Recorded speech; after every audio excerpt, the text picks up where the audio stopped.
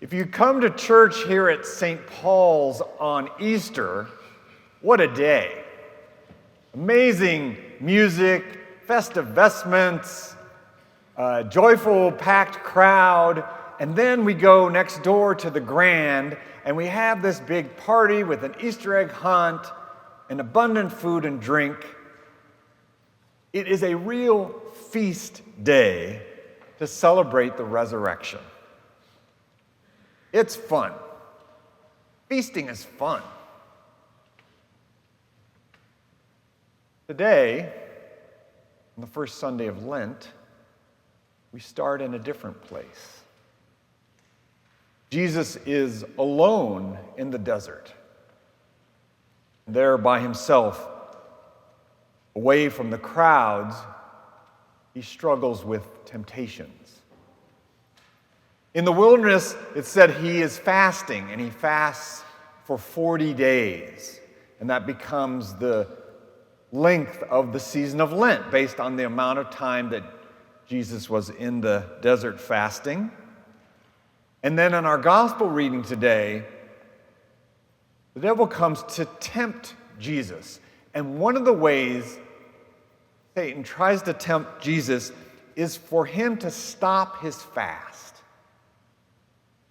Invited Jesus is to misuse his spiritual power to turn stones to bread. And Jesus says, no. A person doesn't live by bread alone. There are more things to life than consuming food. Fasting. I'm thinking about fasting. Unfortunately, fasting doesn't sound so fun. Feasting is fun. Fasting isn't fun. Fasting sounds a little negative, maybe even a bit painful.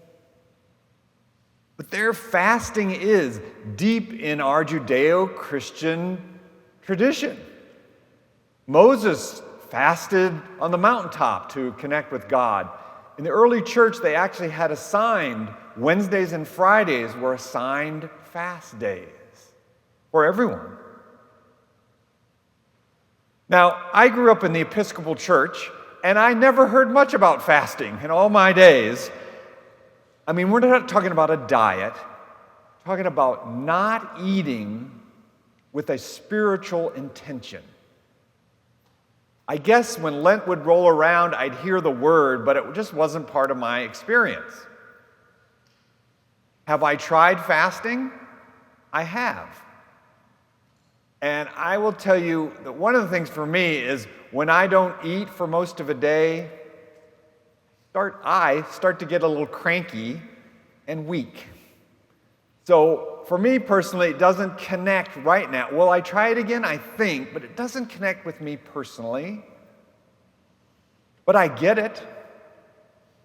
And I appreciate, maybe even I'm a little envious of other people who, when they intentionally refrain from eating for a period of time, they say it sharpens their mind and is a helpful spiritual experience.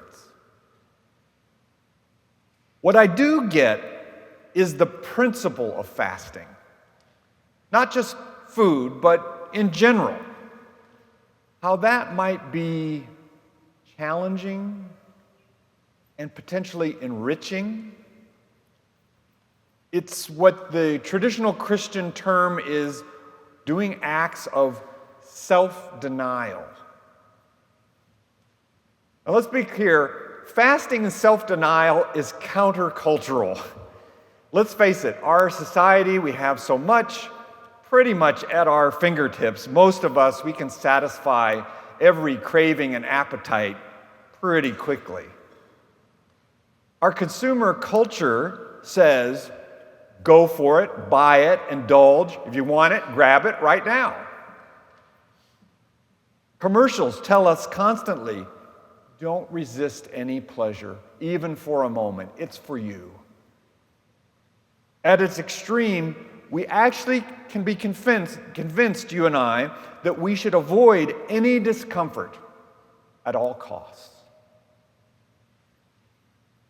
Now, we could also say that fasting and self-denial can be overdone and distorted. Sure. God does not want any of us to suffer.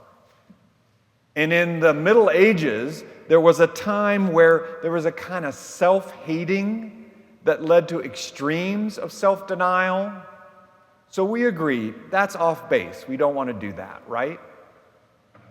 But in our Book of Common Prayer, it invites us to observe a Holy Lent, and the quote is, we are to observe it by prayer, fasting, and self-denial. So there is this tradition of giving things up. Now, we certainly can take things on. Some people do that for Lent, take on study or service or whatever, and that's terrific. But the church in its wisdom invites us to consider fasting, abstaining, refraining in different ways to make room for something else in our overfilled lives. So, I have a friend who for the last couple of years has given up social media for the 40 days of Lent. And this is not easy for her. She lets everybody know she's tuning out for a season. And in talking to her, it's not that she sees social media as evil, as food is not evil, but she knows that at times it can be unhealthy for her.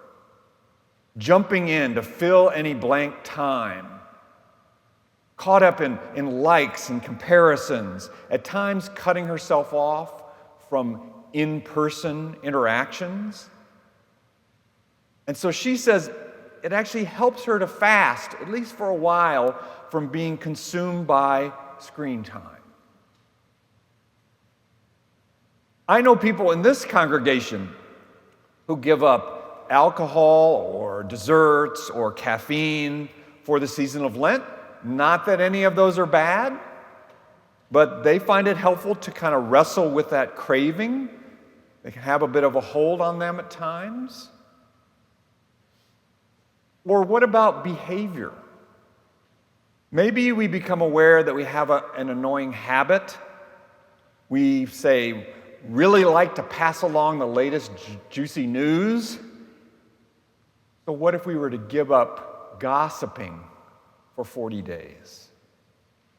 Or maybe it's really hard for us to resist saying that little insult to somebody, playfully jabbing at them. It comes so easy to us. Take a break for a season.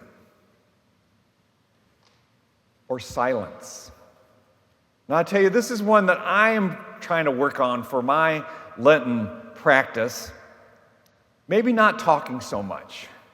Refraining at certain moments to keep back my words. I don't need to get my point across. Kind of listen a little more to others and to God. That's going to be a challenge. If fasting for any of us at whatever level or practice for Lent is taken on, let's be clear, this is not about pressure or guilt. You don't have to do this at all, no requirement, and it should fit you. Even more, it should be helpful in some sort of spiritual dimension. Might help focus on what is really important, or maybe even be a reminder of how Jesus struggled with temptations in the wilderness.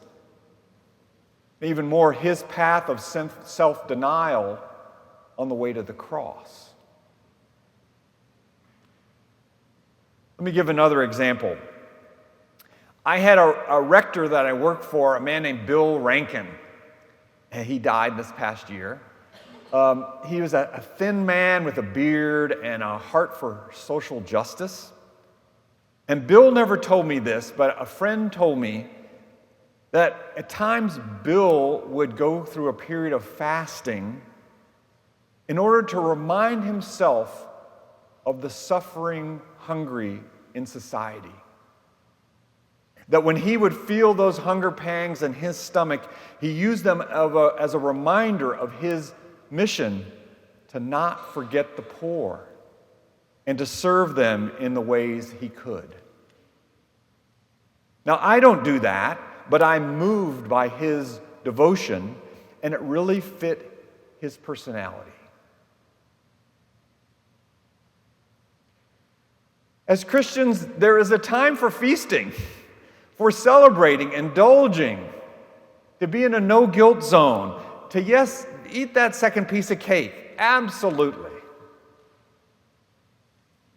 And there might also be a time for fasting, for refraining, to cut back, to say no, especially if it can aid our devotion to God and our neighbor.